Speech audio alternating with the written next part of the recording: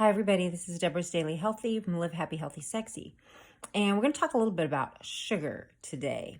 Now, I know a lot of you, when you heard that word, probably went right away to something sweet you really like, or went, oh no, I can't eat sugar, or I can't have sweets, that's a bad thing. You automatically thought I'm going to start telling you about all of these things you can't have. Okay, first off, wrong. You've heard me tell you a lot about you should never feel deprived. But if you've been paying attention, you've also heard me say things like sugar is the devil. Now, regardless of your beliefs, we all know when I say that I'm talking about something bad, right? Okay. So we all have a serious relationship with sugar, and potentially it's a love-hate thing. But here's the good news. There's so many other things we can use. So let's talk about that sugar, that oh so pure white thing that is oh so bad for us. Okay, we can all agree on that, right? Now, we all know too much of a good thing is still not good. So could we have sugar in moderation? Well, yes. But what if there's other things that we can have? Okay, so let's talk about those. Now, sugar. If you're diabetic, okay, that's bad. It ages us. It ages the skin. It can make us overweight. It can make us sluggish. It can make us tired. It can actually age the skin. There's so many things it can do.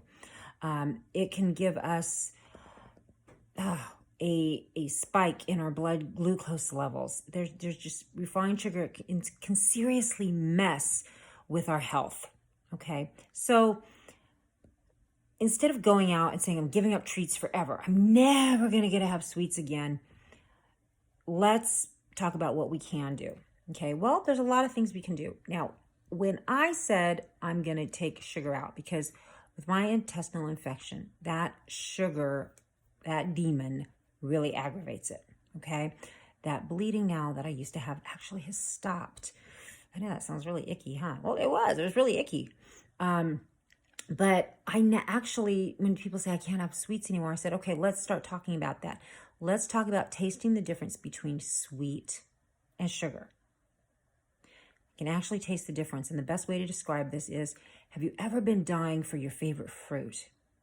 And you see it in the store and you get it, and it's not that good because it's not in season. But then you get your favorite fruit and it's in season and it's perfect and it's wonderful. Maybe it's that peach you've been dying to have, or that watermelon, and you get it and it's not in season, so it's not that great. But when it's in season and it's perfect and it's ripe and it's wonderful, oh my goodness, you're in heaven, right? Okay, there's your difference. Sugar, sweet. I used to think I loved Reese's peanut butter cups. And I had one. I let myself have one again. And I went, ew, that's not so good. It's because I'd not had sugar in so long that what I was tasting was sugar. I had gotten used to really good chocolate. And it was flavored with so many other better things. So let's talk about those other good things. We can incorporate a lot of other good ingredients. Now, some of those things that I use to sweeten now are dates. Okay, dates are a wonderful natural way to sweeten things. They are full of fiber, which is also really important for us to have. And that's a great sweetener. I just made a wonderful chocolate peanut butter pie for Father's Day. The crust was almonds and dates. It was wonderful. They're perfect in smoothies. They're so sweet. There's different kinds of dates.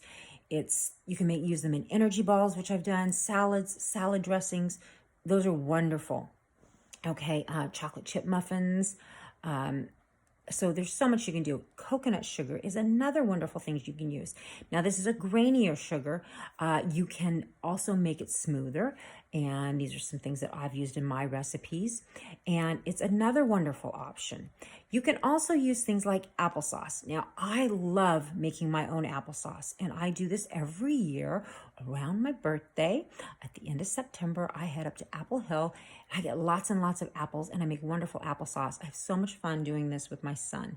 Now, I used to think canning was a really, really hard thing to do. But like anything, we can learn it. Believe it or not, not that hard. And I make different types of applesauce. And I can do that without any refined processed sugars. Okay. And then I have it to bake with all year. I have it to give as gifts. I make it different ways.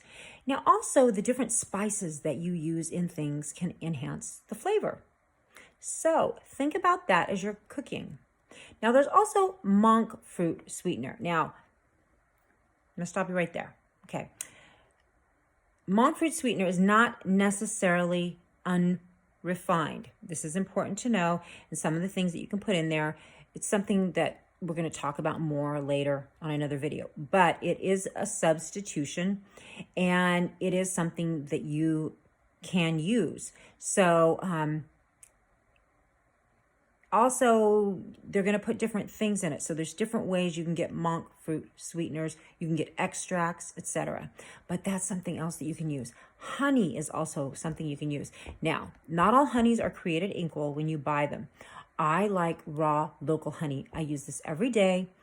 It is measured out, and it is great because I use this also for my allergies, and it works really well. And it has a lot of nutritional benefits as well. Again, everything in moderation, but it's a great way to go. Now, a lot of these sweeteners that I'm talking about, when you go to use them, especially that coconut sugar, for every cup of sugar that you use, that coconut sugar, you're going to use about 3/4 cups. So you're using less also. How terrific is that? So keep that in mind. As you're using these, you're not necessarily going to use the same thing. With those spices that you're using, it's going to also change the flavor. And also with things like your honey, Manuka honey, which is out of New Zealand, this is something that you can also use. So these are great things to study up on and use. Do check where you're getting it from to make sure it is the real deal and that you're getting a really good quality when you're getting it. Check with your local farmers. Ask them, does this come from local hives, etc.? Because you want to make sure that you're getting what you need, a really good quality when you're using it. So check into that. But these are just some of the things that you can use. Yes, of course, there are other things that you can use as well, but these are just a few. And when you're using some of these in your recipes, you're going to get a really different flavor. You want to also, when you're using some of the recipes that I work with, you're going to also find that some things are going to be adjusted so you get the right consistencies.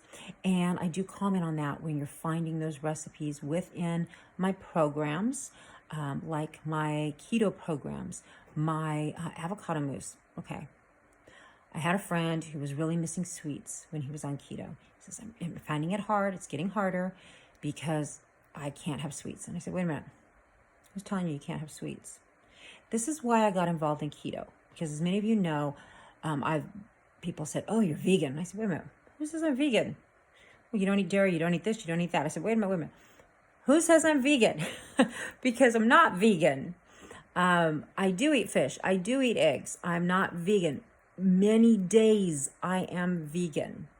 I'm not vegan, okay? I eat fish if I know where it came from. So these are things that it's easy to label someone as something. I eat a certain way. There are many days I'm predominantly a clean eater, okay? That's what I do much of the time. So as you look at my programs, you're going to see, again, I design my programs for people and their needs, their allergies, etc. I do believe in modification of things, and sugar is one in particular. It is something that we get way too much of, and it's in things like different fruits. There's different levels of sugar in fruits. That's why you want to take a look at the fruits you're eating. Berries, great, things like that. But take a look at those fruits, how much you're eating, and juices, especially juices that you're buying at the store. Fresh squeezed is always better. So take a look at that sugar and look at the different options. You'll be glad you did. Adjust those palettes, and you'll find you're getting better flavor with your food as well. So if you have questions and you want recipes and ideas, my name is Deborah. My company is Live Happy Healthy Sexy. My website is under the same name. This is Deborah's Daily Healthy, and I'm here to help you and support you with my programs. You'll find they're very fun, easy, and affordable. I am local. I'm here in California, but I can work with people all over the country. And I use technology to serve you wherever you are in your time zone with your lifestyle. Have a great day. Thank you so much.